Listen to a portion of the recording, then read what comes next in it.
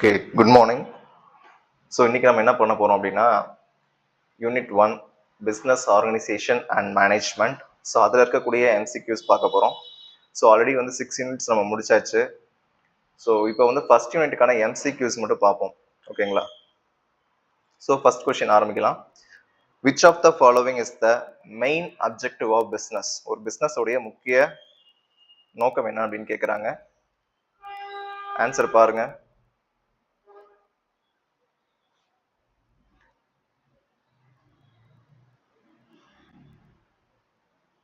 Answer பார்க்கலாமா? சரி, main objective of business. ஒரு பிஸ்னஸோடைய மெயின் அப்ஜெக்டிவ் என்ன? பார்த்தாவே ஆன்சர் பார்த்தாவே தெரிஞ்சிடும். ப்ராஃபிட் ஏர்னிங் தான் என்னது ஒரு பிஸ்னஸோடைய மெயின் அப்ஜெக்டிவ், அதுதான். சரி, பிஸ்னஸ் அப்படிங்கிறது எதெல்லாம் உள்ளடக்கியது அப்படின்னு கேட்குறாங்க. ஃபர்ஸ்ட் நான் எக்கனாமிக் ஆக்டிவிட்டிஸ். தப்பு. ஏன் அப்படின்னா பிஸ்னஸ் அப்படிங்கிறது எக்கனாமிக் ஆக்டிவிட்டிஸ். பணம் ஈட்டுவதற்கான ஒரு நடவடிக்கை தான் என்னது அப்படின்னு பார்த்தோம்னா பிஸ்னஸ்.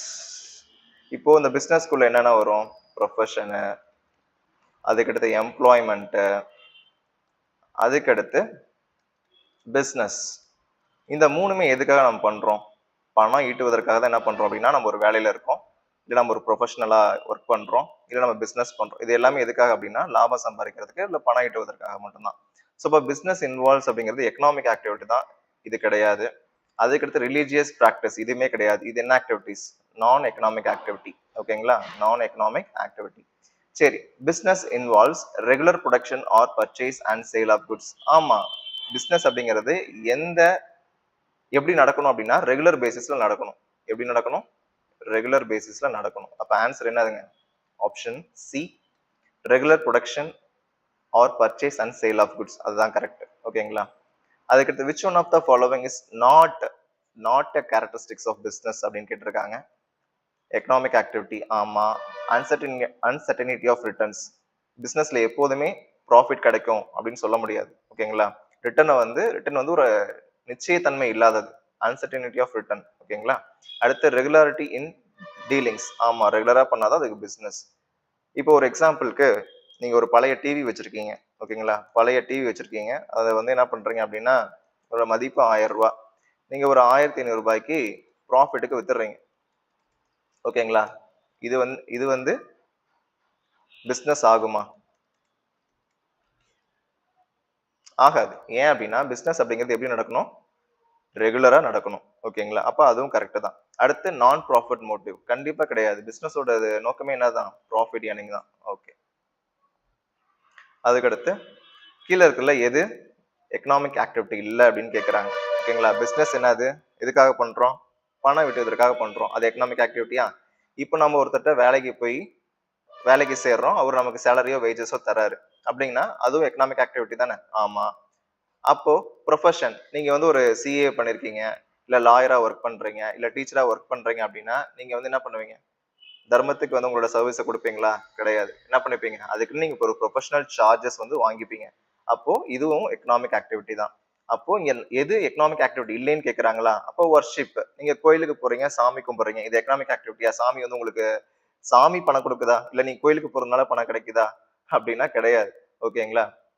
உழைக்கிறோம், நமக்கு வந்து அமௌண்ட் கிடைக்குது. சரி, இப்போ இந்த வர்ஷிப் அப்படிங்கிறது என்னன்னா சாட்டிஸ்பாக்சன். ஓகேங்களா? சாட்டிஸ்பாக்சன் எங்கெல்லாம் வருதோ அது எல்லாமே நான் எக்கனாமிக் ஆக்டிவிட்டி. ஓகேங்களா? பர்சனல் சாட்டிஸ்பாக்சன் இதெல்லாம் எங்க கிடைக்குதோ அது எல்லாமே என்னதுங்க? நான் எக்கனாமிக் ஆக்டிவிட்டி. இப்போ ஃபார் எக்ஸாம்பிள், நீங்க ஜிம்முக்கு போறீங்க உடம்பு குறைக்கணும்னு சொல்லிட்டு. ஓகேங்களா? அது நீங்களோட பர்சனல் சாட்டிஸ்பாக்சனுக்காக இல்ல பிசிக்கல் ஃபிட்னஸ்க்காக நீங்க போறீங்க. அப்போ பர்சனல் சாட்டிஸ்பாக்சன் இல்ல பர்சனல் விஷயம் சம்பந்தமா ஏதாச்சும் இருந்துச்சுன்னா அது எல்லாமே நான் எக்கனாமிக் ஆக்டிவிட்டி. இல்லது நீங்க சோசியல் சர்வீஸ் பண்றீங்க, இல்ல சேரிட்டி பண்றீங்க, ஒரு தர்மம் பண்றீங்க அப்படிங்கிறது எதுக்குள்ளதான் வரும் அப்படின்னா நான் எக்கனாமிக் ஆக்டிவிட்டில வரும். ஏன் அப்படின்னா அந்த ஆக்டிவிட்டி எல்லாம் செய்யறதுனால உங்களுக்கு மன நிம்மதி மட்டும் தான் கிடைக்கும், அமௌண்ட் கிடைக்காது. ஓகேங்களா? சரி,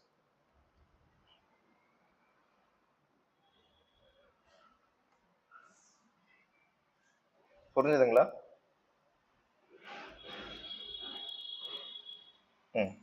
அதுக்கடுத்து பாருங்க. இப்போ risk in business arises due to. இப்போ பிசினஸ்ல ரிஸ்க் வர்றதுக்கு எதனால ரிஸ்க் வருதுன்னு கேக்குறாங்க. ப்ராஃபிட் இருக்கு, ப்ராஃபிட் வருது, ப்ராஃபிட்டுக்கு நிச்சயமா ப்ராஃபிட் வரும் அப்படின்னா அது ரிஸ்க்ல சேருமா? கிடையாது. கவர்மெண்ட் மாறாம ஸ்டேபிளா இருக்காங்க அப்படின்னா பிசினஸ்க்கு ரிஸ்க் ஆகுமா? கிடையாது. Uncertain events. Okay, very good. இப்போ அன்சர்டன் ஈவென்ட்ஸ் அப்படின்னா என்னதுன்னா, எதிர்பாராம சில நிகழ்வுகள் நடக்குது. அது பிசினஸ்க்கு ரிஸ்கா இல்லையா? கண்டிப்பா ரிஸ்க் தான். இப்போ எதிர்பாராம வந்து ஃப்ளட் வருது, இல்ல வந்து எர்த்குவேக் வருது அப்படின்னா பிசினஸ்க்கு அது ரிஸ்க் தானே. அப்ப எதிர்பாராம நடக்கிறது எல்லாமே என்னதுன்னா பிசினஸ்க்கு ரிஸ்க். ஓகேங்களா? ஃபிக்ஸ்டு ரிட்டர்ன் கரெக்ட் தான். Okay. Which one is the key feature of business? Business உடைய முக்கிய சிறப்பம்சம் என்ன அப்படின்னு கேக்குறாங்க. It provides free service. ஃப்ரீயா கொடுப்பாங்களா? கண்டிப்பா கிடையாது. பிசினஸ் அப்படின்னா லாப நோக்கத்தோட தான் கொடுப்பாங்க. It is non economic in nature. கண்டிப்பா கிடையாது. இது economic nature. It involves transfer or exchange. Yes. Okay. Goods என்ன பண்ணுவாங்க? ஒருத்தருக்கு எக்ஸ்சேஞ்ச் பண்ணுவாங்க. அதனுடைய ஓனர்ஷிப் என்ன என்ன என்ன பண்ணுவாங்க அப்படின்னா டிரான்ஸ்ஃபர் பண்ணுவாங்க. அப்போ கீ ஃபீச்சர்ஸ்ல சி கண்டிப்பா வரும். It has no risk. பிசினஸ்ல ரிஸ்க் இல்லாம இருக்குமா? கண்டிப்பா ரிஸ்க் இருக்கும். ஓகேங்களா? சரி. Profession is different from business as it requires. கண்டிப்பா ஸ்பெஷலைஸ்டு நாலேஜ் தான். ஓகேங்களா? இப்போ இப்போ வந்து எம்ப்ளாய்மெண்ட்ல பார்த்தோம் அப்படின்னா ஸ்பெஷலைஸ்டு நாலேஜ் இருக்கணுமா தேவையில்லையா அப்படின்னு பார்த்தோம்னா அதுலயும் இருக்கணும். பட் ஆனா வந்து ப்ரொஃபஷன்ல பார்த்தோம்னு வச்சுக்கோங்களேன், ஏதோ ஒரு பாடி இருப்பாங்க, ஒரு ப்ரொஃபஷனல் பாடி இருப்பாங்க. ஓகேங்களா? ப்ரொஃபஷனல் பாடி இருப்பாங்க. ஸோ அவங்க கொடுக்கக்கூடிய ஸ்பெஷலைஸ்டு நாலேஜை யார் பெற்றிருப்பாங்க அப்படின்னா அந்த ப்ரொஃபஷனல்ஸ் வந்து பெற்றிருப்பாங்க. ஓகேங்களா? அதே மாதிரி உங்களுடைய கோட் ஆஃப் கண்டக்ட் வந்து அந்த ப்ரொஃபஷனல் பாடி என்ன சொல்றாங்களோ அதை கேட்குற மாதிரி தான் இருக்கும். ஓகே, அப்போ வந்து ப்ரொஃபஷனுக்கு என்ன தேவைன்னா ஸ்பெஷலைஸ்டு நாலேஜ் தேவை. ஓகேவா? தனித்துவமான இல்ல பிரதிநிதித்துவமான அறிவு வந்து அவங்களுக்கு இருக்கணும். அப்பதான் அந்த ப்ரொஃபஷனை அவங்க செய்ய முடியும். ஓகேங்களா? இப்ப சிஏ வந்து எல்லாருமே பண்ணிடலாமான்னா பண்ண முடியாது. இப்ப லாயர் எல்லாருமே பண்ணிடலாமான்னா பண்ண முடியாது. அவங்களுக்கு என்ன வேணும்? அந்த சட்டம் சம்பந்தமா இல்ல வந்து அந்த கணக்காயர்னா இப்ப அவருக்கு அந்த ரிலேட்டடா அவருக்கு நாலேஜ் இருக்கணும். அப்பதான் அவர் என்ன பண்ண முடியும்? அந்த தொழிலை வந்து அவர் செய்ய முடியும். ஓகேவா? சரி. Which of the following includes only economic activities? இதுல எது எக்கனாமிக் ஆக்டிவிட்டிஸ்னு கேட்கறாங்க.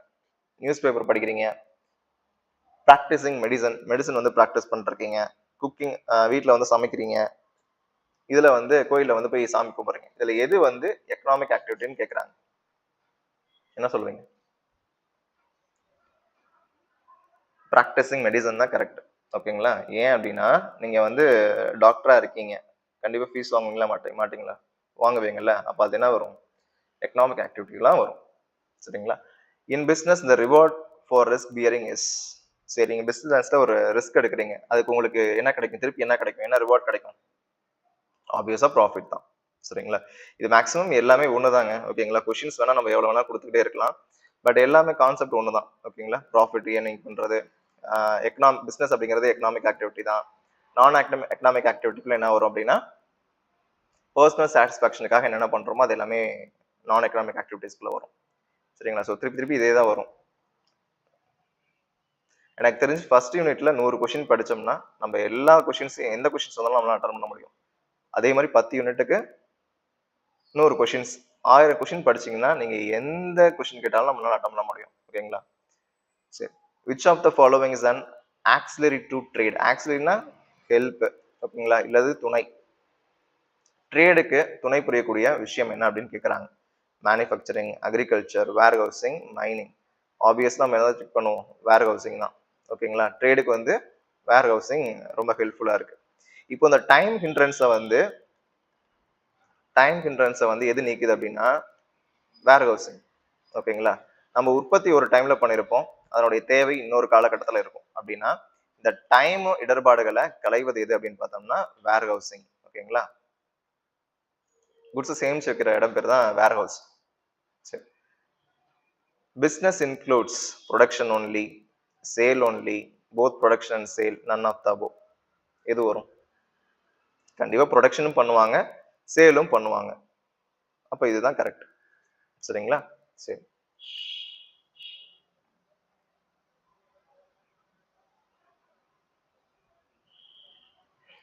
அதுக்கடுத்து ஒரு நல்ல கொஸ்டின் பாருங்க. Which of the following is a classification of business activities அப்படின்னு கேட்குறாங்க. இப்போ பிசினஸை பொறுத்த வரைக்கும் ஃபர்ஸ்ட் இங்க இருந்து போறேன் பாருங்க. Economic activity. எக்கனாமிக் ஆக்டிவிட்டி, இந்த எக்கனாமிக் ஆக்டிவிட்டியை என்ன படிக்கிறாங்கன்னா 3ஆ பிரிப்போம். பிசினஸ், ப்ரொஃபஷன், அதுக்கடுத்து எம்ப்ளாய்மெண்ட். கரெக்டுங்களா? ஓகே. இப்போ இந்த பிசினஸ் என்ன பண்றாங்க அப்படின்னா 2ஆ பிரிக்கிறாங்க. என்ன அப்படின்னா இண்டஸ்ட்ரி, இன்னொன்னு காமர்ஸ். ரொம்ப சிம்பிள். இப்ப இண்டஸ்ட்ரி அப்படின்னா பொருளை உற்பத்தி பண்ற இடத்துக்கு பேரு இண்டஸ்ட்ரி. அடுத்து காமர்ஸ் அப்படின்னா அந்த பொருளை டிஸ்ட்ரிபியூட் பண்றதுக்கு பேர் என்ன சொல்றாங்க அப்படின்னா காமர்ஸ் அப்படின்னு சொல்றாங்க. ஓகேங்களா? சரி. இப்ப இங்க பாருங்களேன். Which uh which of the following is a classification of business activities. Business ஆக்டிவிட்டீஸ்ல கிளாசிஃபை பண்ண விஷயம் என்ன? என்ன எழுதியிருக்கோம்? இண்டஸ்ட்ரி, காமர்ஸ் அதானே எழுதியிருக்கோம். அப்ப அதுதான் ஆன்சர். ஓகேங்களா? சரி. காமர்ஸ் வந்து எதனுடைய தொடர்புது? இப்பதான் சொன்னோம். இண்டஸ்ட்ரி அப்படிங்கிறது புரொடக்ஷனோட தொடர்புடையது. அதே காமர்ஸ் அப்படிங்கிறது எதை கூட தொடர்புடையது அப்படின்னா டிஸ்ட்ரிபியூஷன். ஓகேங்களா? ரொம்ப சிம்பிள். இப்ப இங்க என்ன கேட்டிருக்காங்க? Industry, commerce. சரி. இப்போ இந்த ப்ரொடக்ஷன் இருக்கு பாத்தீங்களா? இந்த ப்ரொடக்ஷன்ல ஜஸ்ட் குட்ஸ் மட்டும் தான் வருமா அப்படின்னு கேட்டீங்கன்னா கிடையாது. என்ன வரும்? இப்போ அனிமல்ல நீங்க ப்ரீட் பண்றீங்க. ஓகேங்களா? அது எதுக்குள்ள தான் வரும் அப்படின்னா ப்ரொடக்ஷனுக்குள்ள தான் வரும். சரிங்களா? சரி. இப்போ commerce is concerned with distribution of goods and service. அதான் correct. Which one of the following is a tertiary activity? Tertiary ஆக்டிவிட்டினா ஒண்ணுமே கிடையாது. சர்வீஸ் செக்டர் இருக்கு பாத்தீங்களா? அது எல்லாமே டெரிட்டரி ஆக்டிவிட்டி தான். இதுல எது சர்வீஸ்னு பாருங்க. Mining, banking, manufacturing, fishing. நமக்கு ஆப்வியஸா பார்த்தோன்னே தெரிஞ்சு போயிடும். பேங்கிங் தான் என்னதுங்க? Tertiary activities. Service sector. சரி. Essential feature of business. Business உடைய எசென்ஷியல் ஃபியூச்சர் என்ன அப்படின்னு கேட்டோம்னா என்னதுங்க? ப்ராஃபிட் மோட்டிவ் தான். சரி. ஃபர்ஸ்ட் இது ரெண்டையும் நம்ம வந்து என்ன பண்ணோம் அப்படின்னா பொருத்தணும். மேக்ஸிமம் பொறுத்துக்கள்லாம் வந்து கொஞ்சம் நல்லா பார்த்துக்கோங்க. எக்கனாமிக் ஆக்டிவிட்டி மேக்ஸிமம் எல்லாமே சேமா தான் கொடுத்துருக்கேன். பார்த்துக்கோங்க. எக்கனாமிக் ஆக்டிவிட்டி அப்படிங்கிறது இன்வால்வ்ஸ் ப்ரொடக்ஷன் அண்ட் எக்ஸ்சேஞ்ச். ஆமா. இப்போ எக்கனாமிக் ஆக்டிவிட்டினா பிசினஸ். பிசினஸ்ல ப்ரொடக்ஷன் பண்ணுவாங்களா? கண்டிப்பா பண்ணுவாங்க. பொருளுக்கு பொருள் எக்ஸ்சேஞ்ச் பண்ணிப்பாங்களா? இது சரி. பொருள் அமௌண்ட்டுக்கும் பொருளுக்கும் எக்ஸ்சேஞ்ச் பண்ணிப்பாங்கன்னா பண்ணிப்பாங்க. சரி. ரிஸ்க் அண்ட் அன்சர்டனிட்டி எப்போ ஏற்படும்? ரிஸ்க் எப்போ ஏற்படும் அப்படின்னா அன்பிரடிக்டபிள் அவுட்கம்ஸ். எதிர்பாராத நிகழ்வுகள் நடக்கும் பொழுது. நீங்க வந்து ரிஸ்கை பியர் பண்றதுனால உங்களுக்கு என்ன கிடைக்குது? ப்ராஃபிட் கிடைக்குது. கண்டினியூஸ் டிரான்சாக்ஷன் அப்படிங்கிறது ரெகுலாரிட்டி இன் டீலிங்ஸ். பிசினஸ்ல நீங்க ரெகுலரா ஒர்க் பண்றது. Must be within legal framework. Okay. Illegal and lawful activity. Which of the following is not a part of commerce? இப்போ காமர்ஸ்ல நான் என்ன சொன்னேன் அப்படின்னா ஞாபகம் இருக்குங்களா? டிஸ்ட்ரிபியூஷன். இப்போ டிஸ்ட்ரிபியூஷன் சம்மந்தமா இருக்கக்கூடியது எல்லாமே எடுங்க.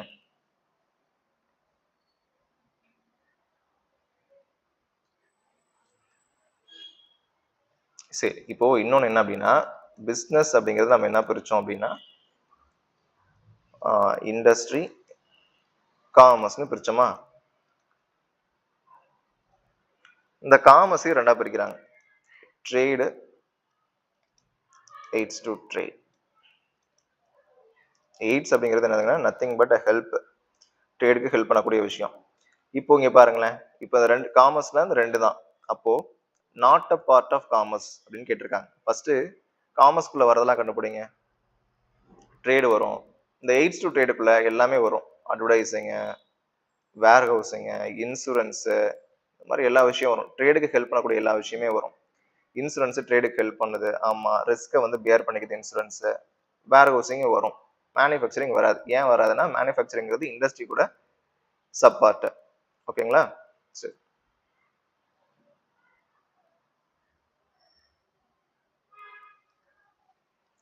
Commerce is mainly concerned with நமக்கு இது தெரியும். என்னதுங்க? Exchange of goods. அவ்வளவுதான். மற்றது எல்லாமே வந்து இண்டஸ்ட்ரி கூட சம்பந்தப்பட்டது. The primary objective of this industry is to produce and service goods. Okay. Trade refers to production, sale and purchase of goods, transport of goods, warehousing of goods.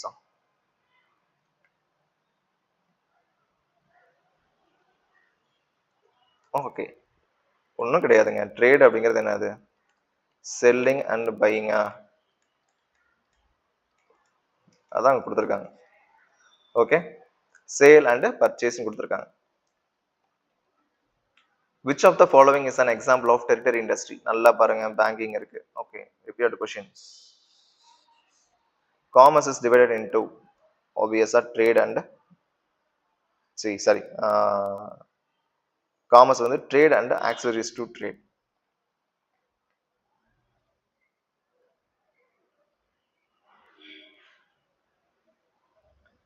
Accessory to trade.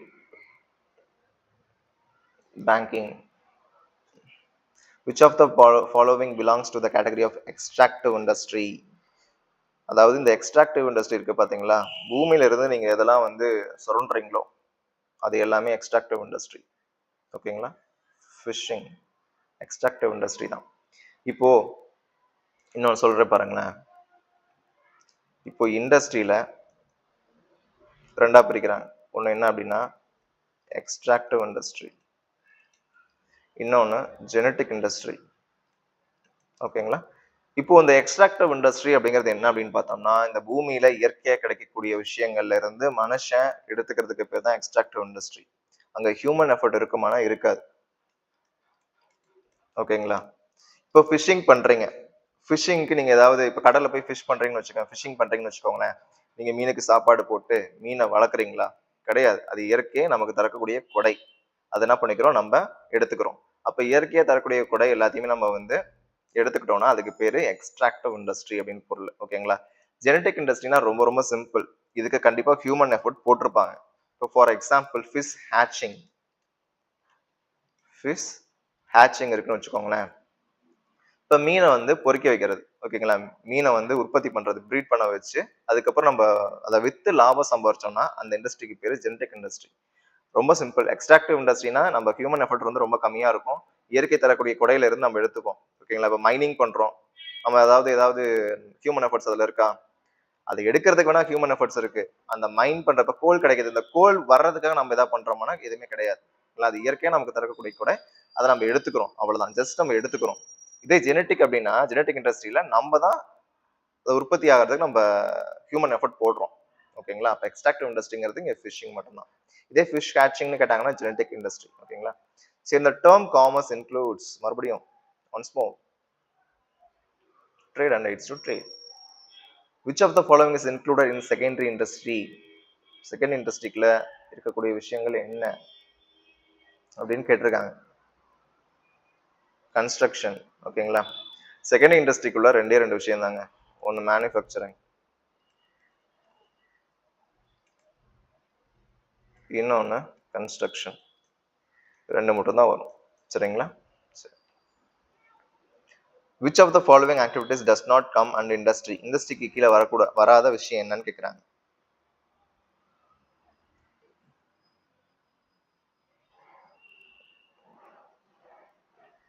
சீக்கிரம் யோசிங்க.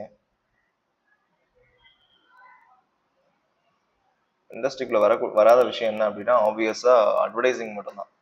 கரெக்டா? ஏன் அப்படின்னா ட்ரேடுக்குள்ளதான், அதாவது trade AIDS to trade. இந்த advertising எங்க வரும் அப்படின்னு பாத்தீங்கன்னா, இந்த ட்ரேடுன்னு அது பையிங் அண்ட் செல்லிங். ஓகேங்களா, இப்போ இந்த எய்ட்ஸ் டு ட்ரேடுக்குள்ள என்ன வரும் அப்படின்னா அட்வர்டைசிங், இன்சூரன்ஸ், வேர் ஹவுஸ், ஸோ இந்த மாதிரி விஷயங்கள் மட்டும் தான் வரும். அப்போ இது எதுக்குள்ள வருது? காமர்ஸ்குள்ள வருது. சரிங்களா, அது எய்ட்ஸ் டு ட்ரேடுக்குள்ள வருது. இண்டஸ்ட்ரிக்குள்ள வருமானா வராது. என்ன கேட்டிருக்காங்க? Does not come under industry. இண்டஸ்ட்ரிக்கு கீழே வராத விஷயங்கள் என்னன்னு கேட்டிருக்காங்க. Okay, which of the statements is correct? Which of the following statement is correct? Okay, என்ன?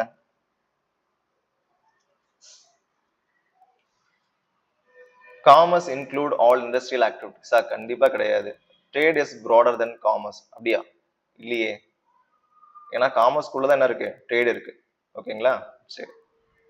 Commerce includes trade and ஆக்சரிஸ். ஆமா, எக்ஸாக்ட்லி. இண்டஸ்ட்ரி இன்க்ளூட்ஸ் காமர்ஸ் கிடையாது. சரி, அப்ப என்ன answer? Commerce includes trade and ஆக்சரிஸ். The industries which extract useful materials from nature, very good, super. அப்ப நம்ம இயற்கையில இருந்து நம்ம எடுத்துக்கிட்டோம்னா அதுக்கு பேர் என்னதுங்க? Extractive industry.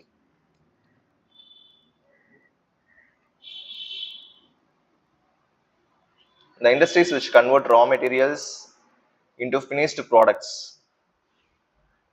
கண்டுபிடிச்சிருவீங்க, ஈஸியா கண்டுபிடிச்சிருவீங்க. என்ன industry?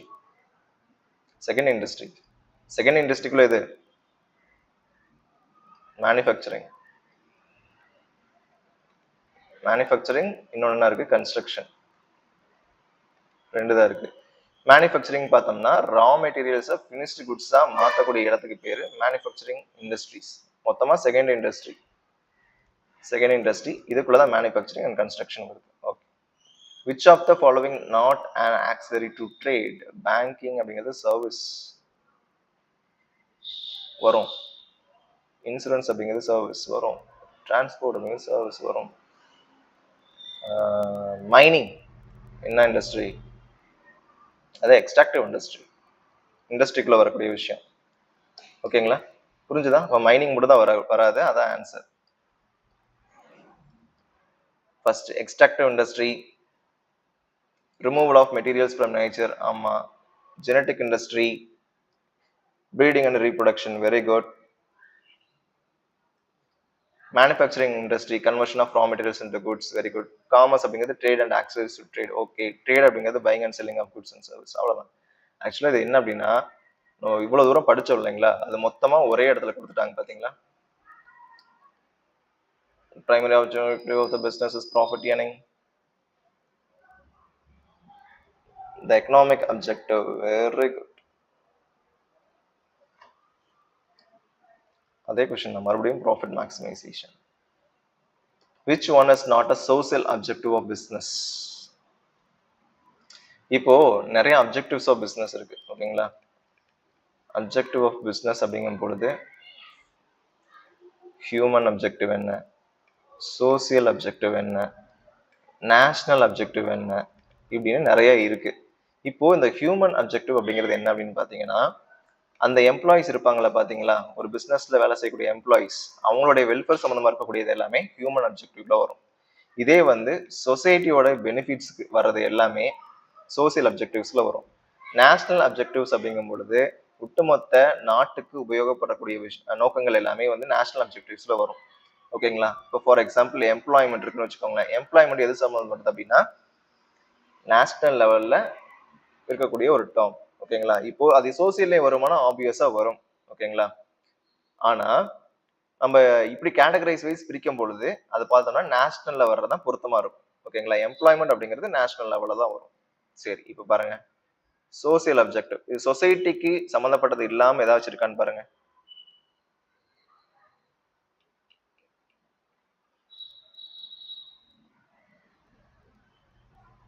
Okay, social objective employee welfare சொன்ன வரும், அது வரும். ஓகேங்களா. அதுக்கடுத்து avoidance of unfair trade practices வரும். சப்ளை ஆஃப் குவாலிட்டி குட்ஸ் வரும். ஓகேங்களா. அதாவது இந்த சொசைட்டில இருக்க பீப்புளுக்கு குவாலிட்டியான குட்ஸை தரமான பொருளை கொடுக்கணும். ஆமா, avoidance of unfair trade practices. Okay, நியாயமற்ற முறையில நம்ம வியாபாரம் பண்றத பண்ணக்கூடாது. ஓகேங்களா. அதுவும் சோசியல் அப்ஜெக்டிவ்ஸ் தான். எம்ப்ளாயி வெல்ஃபேர், அதுவும் சோசியல் அப்ஜெக்டிவ்ஸ் தான். ஓகேங்களா. ஓகே, அதாவது சில இடத்துல ரெண்டு அப்ஜெக்டிவ்ஸ் தான் கொடுத்துருப்பாங்க, சில இடத்துல நிறைய கேட்டகரைஸ் வைஸ் பிரிச்சிருப்பாங்க. அதாவது பிசினஸ் சில புக்ஸ் எல்லாம் பாத்தீங்கன்னு வச்சுக்கோங்களேன், சில புக்ஸ்ல பாத்தீங்கன்னா ரெண்டு தான். ஒன்னு எக்கனாமிக் அப்ஜெக்டிவ், இன்னொன்னு சோசியல் அப்ஜெக்டிவ். நீங்க வேணா எடுத்து பாருங்க. சிடி பிரசாத் புக்னு நினைக்கிறேன். அதுல எடுத்து பாத்தீங்கன்னா எக்கனாமிக் அப்ஜெக்டிவ், சோசியல் அப்ஜெக்டிவ்ஸ் ரெண்டு தான் இருக்கும். ஓகேங்களா. ஆனா நம்ம ஸ்கூல் புக்ல எடுத்துட்டீங்கன்னா human objective, social objective, economic objective, national objective அப்படின்னு சொல்லி நிறைய இருக்கும். ஓகேங்களா. ஸோ இங்க இந்த இடத்துல அது கொஸ்டின் எப்படி கேட்கறாங்கன்னு பார்த்து நீங்க முடிவு எடுத்துக்கோங்க. ஓகேங்களா. இப்போ எக்கனாமிக் அப்படிங்கும் பொழுது இப்போ பணம் சம்பந்தமா அது எண்ட் ஆஃப் த டேல பணத்துக்கு கொண்டு போச்சுன்னா அது எக்கனாமிக் தான். ஓகேங்களா. இப்போ ஒரு எக்ஸாம்பிள் சொல்றேன் பாருங்களேன். இப்போ கிரியேஷன் ஆஃப் கஸ்டமர்னு இருக்குன்னு வச்சுக்கோங்க. கிரியேஷன் ஆஃப் கஸ்டமர்னு இருக்குன்னு வச்சுக்கோங்களேன். இது எண்ட் ஆஃப் த டேல இது எதுக்கு வழிவகுக்குது? பிசினஸ் உடைய growthக்கு தான் வழிவகுக்குது இல்லைங்களா. ஆமா இல்ல, பிசினஸ் உடைய growth நமக்கான கஸ்டமர் உருவாக்கி வச்சுக்கணும்னா நம்மளோட பொருளை வாங்குவாங்க. பொருள் வாங்குறதுனால நமக்கு என்ன ஆகும் அப்படின்னா லாபம் கிடைக்கும். அப்போ வந்து எண்ட் ஆஃப் த டேல பணத்துக்கு வந்துச்சுன்னா, பணத்துல வந்து நின்னுச்சுன்னா அது எக்கனாமிக். இதே சொசைட்டிக்கு வந்துச்சு அப்படின்னா அதுக்கு பேரு சோசியல் அப்ஜெக்டிவ்ஸ். ஓகேங்களா? அதாவது ஆக்சுவலா நிறைய புக்ல எக்கனாமிக் அண்ட் சோசியல் அப்ஜெக்டிவ் மட்டும் தான் கொடுத்திருக்காங்க. சில புக்ஸ்ல மட்டும் இந்த மாதிரி கேட்டகரைஸ் பண்ணிருக்காங்க. Okay. Social responsibility of business means சமூக பொறுப்பு. பிசினஸ் உடைய சமூக பொறுப்பு என்ன? Serving society along with profit earnings இல்லை ஏர்னிங் ப்ராஃபிட். ஓகேங்களா? அதாவது இந்த சமூகத்துக்கு நம்ம என்ன பண்ணணும்? சர்வ் பண்ணணும். ஹியூமனுடைய நீட்ஸ் அண்ட் வான்ஸை தான் பிசினஸ் மேன் என்ன பண்ணணும் அப்படின்னா பூர்த்தி பண்ணணும். அதே மாதிரி அவருடைய நோக்கம் என்னவா இருக்கணும் அப்படின்னா லாபம் சம்பாதிக்கிறதா இருக்கும். ஓகேங்களா? Serving society along with earning profit, அதான் correct. Which one is a human objective of business? Very good. Human அப்படின்னா அங்க யார் வருவா? மனுஷன் மட்டும் தான் வருவான். அப்போ வெல்ஃபேர் எம்ப்ளாயீஸ். எம்ப்ளாயீஸ் ஹியூமன் தானே? ஓகே.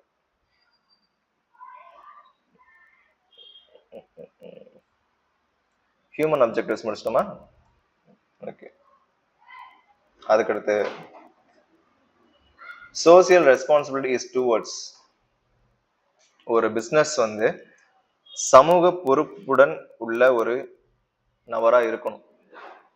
யாருக்கு? Stakeholders. எல்லா ஸ்டேக் ஹோல்டர்ஸ்க்கும் முன்னா ஆக்சுவலா இந்த ஸ்டேக் ஹோல்டர்ஸ்னு சொல்லியிருப்பாங்க. ஆக்சுவலா இந்த ஸ்டேக் ஹோல்டர்ஸ் அப்படின்னா இந்த பிசினஸை சுத்தி யாரெல்லாம் இருக்காங்களோ, ஓகேங்களா, சுத்தி யாரெல்லாம் இருக்காங்களோ இல்ல அரௌண்ட், ஓகே அதான் கரெக்ட். அரௌண்ட் த பிசினஸ் யாரெல்லாம் இருக்காங்களோ அவங்க தான் ஸ்டேக் ஹோல்டர்ஸ். ஓகேங்களா? ஓனர்ஸ், எம்ப்ளாயீஸ், கஸ்டமர்ஸ், கவர்மெண்ட்ஸ், இவங்க எல்லாருமே என்னது அப்படின்னா பிசினஸை சுத்தி இருக்கிறாங்க. ஓகேங்களா? அப்ப அவங்க எல்லாமே ஸ்டேக் ஹோல்டர்ஸ் தான். இப்போ வந்து ஒரு பிசினஸ் வந்து சமூக பொறுப்புடன் இருக்கணும். யாருக்கு? எல்லாத்துக்குமே தான். ஸ்டேக் ஹோல்டர் எல்லாத்துக்குமே தான் அவங்க சமூக பொறுப்புடன் நடந்துக்கணும். Which of the following is not included in social responsibility?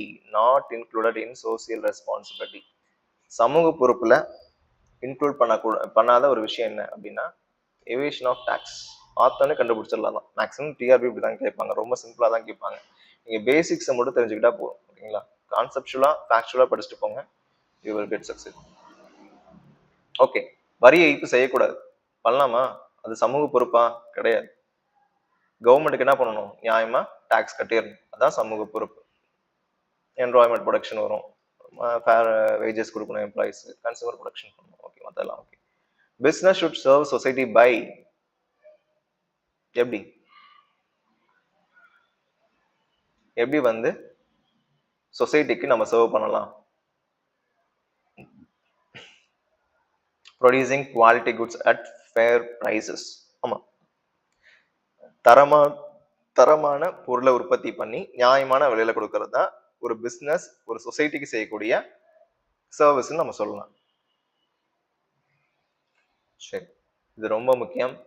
Who said business has responsibility to society that extend beyond making profits? ஒரு பிசினஸ் வந்து லாபம் ஈட்டுறதை தாண்டி இந்த சமூகத்துக்கு பொறுப்புடையதா இருக்கணும் அப்படின்னு சொன்ன நபர் யாருன்னு கேட்டிருக்காங்க. இதெல்லாம் ஞாபகம் வச்சுக்கோங்க. பீட்டர் ட்ரக்கர் அவர் தான் சொல்லியிருப்பார். சரிங்களா? One of the key responsibilities, key social responsibility of the businesses என்னன்னு சொல்லுங்க.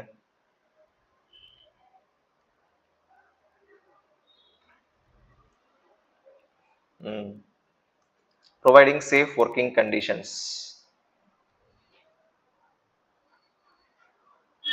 Providing safe working conditions to employees. அதுதான் வந்து social responsibility of business towards employees.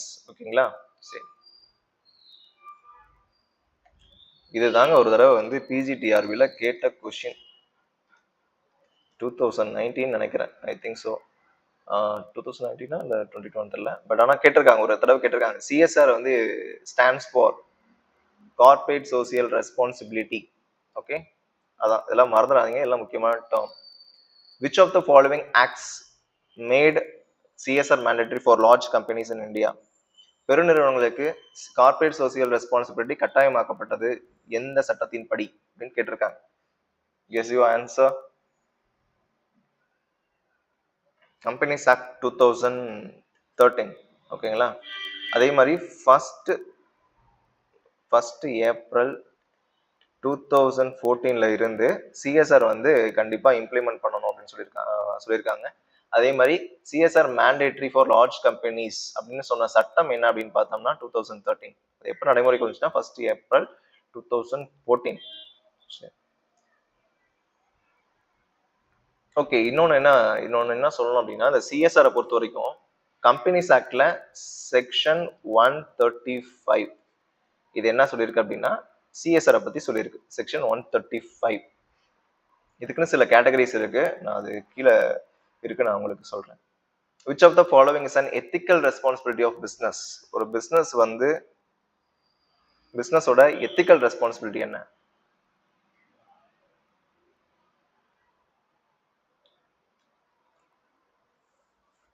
Correct, being fair and just in practices. அதுதான் sales அதிகப்படுத்துறது வந்து ethical கிடையாது. எத்திக்கல்னா நியாயமான முறையில மாரல் வேல்யூஸை ஃபாலோ பண்ணி இருக்கக்கூடிய விஷயங்கள் தான் எத்திக்கல் ரெஸ்பான்சிபிலிட்டி அப்படிங்கிறது. அப்போ நியாயமா நடந்துக்கிறது இது being fair and justice in practice. அவங்களுடைய பிசினஸ் நடவடிக்கையில நியாயமான முறையில் நடந்துக்கிறது தான். சரி, இப்போ இந்த ஃபாலோவிங் லாஸ் இருக்கு பாத்தீங்களா, இது என்ன ரெஸ்பான்சிபிலிட்டினா லீகல் ரெஸ்பான்சிபிலிட்டி, சிபிலிட்டி. Okay. Philanthropic responsibility of a business includes, சொல்லுங்க.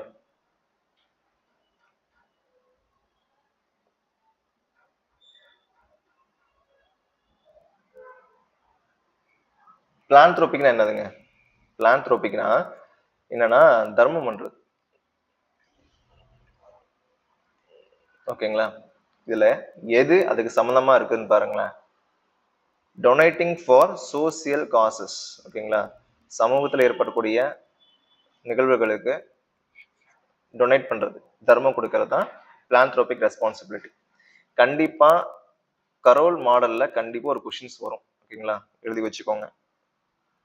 கரோல் பிரமிடை பத்தி ஒன்று கேட்பாங்க, ஏன்னா யூஸ்வலா நெட்ல அதை கேட்டுட்டே இருக்காங்க. Profit as reward for risk bearing. A business must protect the interest of all stakeholders including society is the right answer. ஓகேங்களா?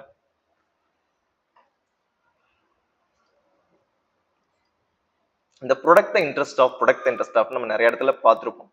அதுக்கு என்னதான் மீனிங் அப்படின்னா பெனிஃபிட். ஓகேங்களா? Benefit. A business must be benefit of all stakeholders including society. Society முதற்கொண்டு எல்லா ஸ்டேக்ஹோல்டருடைய நலனுக்காக என்ன பண்ணணும், ஒரு பிசினஸ் இயங்கணும். என்வரான்மெண்டல் ப்ரொடக்ஷன் அப்படிங்கிறது என்ன ரெஸ்பான்சிபிலிட்டி? ஆப்வியஸா நமக்கு தெரியும், social responsibility, social objective. Social responsibility arises due to, சமூக பொறுப்பு எப்படி உருவாகுது அப்படின்னு கேட்கறாங்க. எப்படிங்க உருவாகுது? எல்லாமே தான்.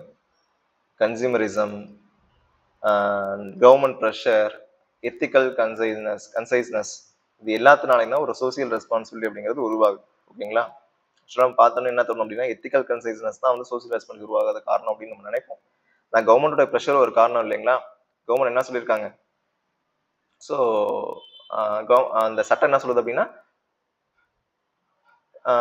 சிஎஸ்ஆர் வந்து இம்ப்ளிமெண்ட் பண்ணணும் அப்படின்னு சொல்லியிருக்கு. ஸோ அப்போ வந்து government pressure, consumerism, ethical consciousness எல்லாமே என்ன வரும்னா சோசியல் ரெஸ்பான்சிபிலிட்டியாக காரணமாக இருக்கு. Oh, super. Which of the following is not a classification of business responsibility according to Carroll pyramid? இது ரொம்ப முக்கியங்க. ஆக்சுவலாக நெட்ல வந்து யூஜிசி நெட்ல வந்து யூஸ்வலாக கேட்கக்கூடிய கொஸ்டின் இது. ஓகேங்களா? இந்த பிரமிட்ல வந்து நாட் கிளாசிபிக், அதாவது இந்த பிரமிட், அந்த ஒரு பிரமிட் இருக்கும், அந்த பிரமிட்ல இல்லாத விஷயம் எதுன்னு கேட்குறாங்க. லீகல் கண்டிப்பா வரும். ஓகேங்களா? ஸ்ட்ராட்டஜி கிடையாது. எத்திக்கல் இருக்கு, பிளான்த்ரோபிக் இருக்கு, எக்கனாமிக் இருக்கு. ஓகேங்களா?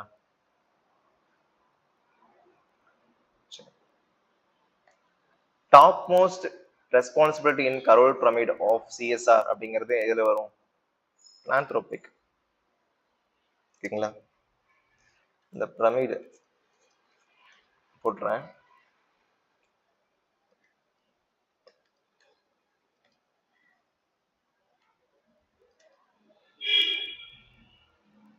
Economic, legal, ethical, philanthropic. அடுத்து டிஸ்கிரிஷன் விருப்பம். சரிங்களா? இதுதான் வந்து பிரமிடோட ரூல். நான் என்ன சொன்னா இது இது ஞாபகம் வச்சுப்பேன். இதான் என்னோட ஷார்ட்கட். ஓகேங்களா? ஸோ நான் வந்து 2 தடவை யூஜிசி நெட் கிளியர் பண்ணியிருக்கேன். ஸோ இந்த கொஸ்டின்லாம் வந்து யூஸ்வலா கேட்கக்கூடிய விஷயங்கள் தான். ஓகேங்களா? இதான் ஷார்ட்கட். இதான் வந்து top most. Economic, legal, ethical, philanthropic. இதான் Carroll model. Economic objective earning profit. Social objective welfare தான். நலம், சமூகத்துடைய நலத்தை குறிக்குது. ஹியூமன் அப்ஜெக்டிவ், ஹியூமன்னாவே அங்கே எம்ப்ளாயி வந்துடணும். என்வாய்மெண்ட்னா பொல்யூஷன் இல்லாமல் இருக்கணும். லீகல் அப்படின்னா ரூல்ஸ் அண்ட் ரெகுலேஷன்ஸை ஃபாலோ பண்ணணும். அந்த உடைய லேண்ட் ரூல்ஸ் அண்ட் ரெகுலேஷன்ஸ்னா நம்ம ஃபாரின்ல இருக்க ரூல்ஸ் அண்ட் ரெகுலேஷன்ஸை ஃபாலோ பண்ணாம கூடாது. என்ன பண்ணுவோம்னா அந்தந்த லேண்டுக்கு ஏற்ற மாதிரி அந்தந்த கண்ட்ரியில இருக்கக்கூடிய ரூல்ஸ் அண்ட் ரெகுலேஷன்ஸை நம்ம ஃபாலோ பண்ணணும். ஓகேங்களா? சரி, ஓகே. ஸோ இதோட நம்ம முடிச்சிடலாம். சிஎஸ்ஆரோட முடிச்சிடலாம். ஓகேங்களா?